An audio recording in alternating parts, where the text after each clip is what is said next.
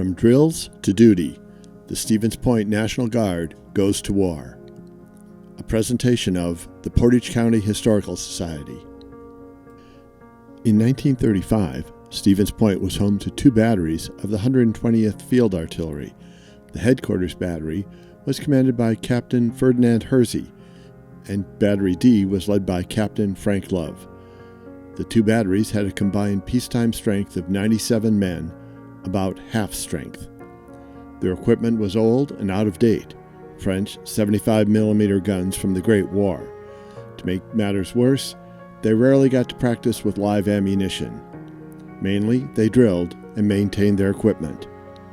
Even the officers had full-time jobs. Ferdinand Hersey was postmaster, and Captain Frank Love worked for the city sewage department. While the batteries were part of the 2nd Battalion of the 32nd Division, they rarely trained in larger units. Their main mission was backstopping local government in emergencies and disasters. Additionally, they provided a regular paycheck and brought money into the local economy during the Depression. This slowly changed as America responded to the escalating situation in Europe and Asia. In 1936, the units took part in large-scale maneuvers in Michigan involving over 24,000 National Guard troops. This was the largest peacetime training in United States history. This brought a new level of seriousness and professionalism to the units. In 1939, the two batteries were expanded from 97 men to 122. This was still far short of the 187 that was full strength. While the new recruits got training, it was far short of the boot camp and advanced training that National Guard recruits receive today. It was mainly drill and maintaining equipment. In May 1940, the expanded batteries marched up Main Street as part of Memorial Day commemorations. No one knew it, but it would be years before the batteries again marched in a local parade. In the summer of 1940, the batteries received new equipment during their summer training at Camp McCoy. With the new equipment came the expectation that they would soon be putting it to use. This is 2nd Lieutenant Carl Hatch examining the front winch of one of the new trucks. The headquarters battery was issued new reconnaissance trucks with 4-wheel drive and made for off-road use. The Army was equipping the unit for potential service in Europe. As the situation worldwide deteriorated, both batteries were authorized to full strength in September 1940. The units were also notified that they would be federalized on October 15th. This was specified as being for 1 year only and for domestic service.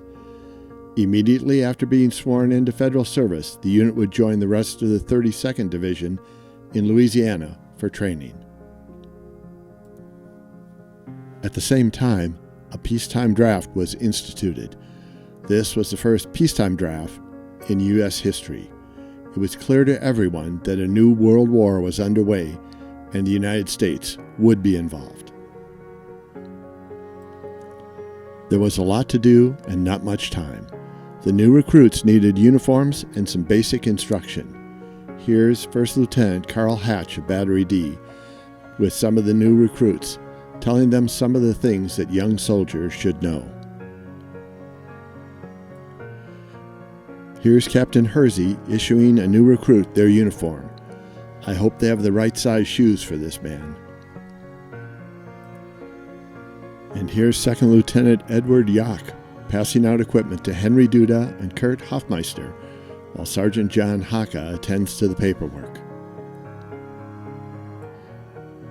Though the United States was not yet at war, locals understood just how serious this matter was. Here are men raising the National Guard flag at the Point Brewery as locals showed their support for their local guardsmen. With the unit ready to deploy, there were personnel changes. Captain Frank Love retired at this time. He was 53 years old and a veteran of World War I. Herbert Brixton was promoted to replace him. This photo shows Love with his former commanding officers. The two top sergeants also retired. Roman Nalborski was a veteran of the Great War and 43 years old. Horace Atkins was 45 and had completed 20 years of service in the Guard. Replacing them as first sergeants were Louis Plank and Bernard Yulga, shown here. Next steps came quickly. On October 15th, the unit was mustered into federal service. 1/3 of the unit had been members for less than 1 month. And then, it was time to leave. Caption from the October 19, 1940 Stevens Point Journal. As Guardsmen left for Louisiana. This picture shows part of the crowd that gathered at the armory this morning before the Stevens Point National Guard units left for Camp Beauregard, Louisiana. Gene Bowersock bids goodbye to PFC Robert Layer of the Headquarters Battery. The two were classmates at P.J. Jacobs in the class of 1939. John and Bertha Siebert have a few words with their son William, a corporal in the Headquarters Battery.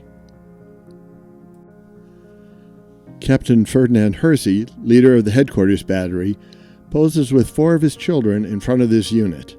The children left to right are Franz, age 4, Tony, 19 months, who wouldn't look at the camera, Ilsa, 10, and Catherine, 9. The Hersey's oldest son, Ferdinand Jr., was not present when the picture was taken. I would note that his wife, also named Ilsa, is not in the photo either. From the Stevens Point Journal article, the crowd was an emotional one. Mothers, sisters, and girls whose boyfriends were among the departing guardsmen openly wept. Fathers, generally supposed to be hard-boiled, didn't look any too happy either, and some were seen to dab their eyes with their handkerchiefs. Even the most spirited and confident of the guardsmen were sober-faced, and some of the young men, those who had enlisted in the past few weeks, seemed almost on the verge of tears. The more experienced men made an effort at nonchalance, but it failed. The observer could feel a sort of relief, however, in the belief, held by all, that the year's training was to be during peacetime. There were speeches for the departing soldiers. Mayor Frank Blood, D.A. John Molesky, Sheriff Joe Heitzinger, and City Clerk Michael Liss spoke briefly. Then Captain Hersey spoke, largely for the benefit of the parents. I am grateful for command of this unit. Let me assure you that during this training period, each member of the battery will be treated as if he were my own son.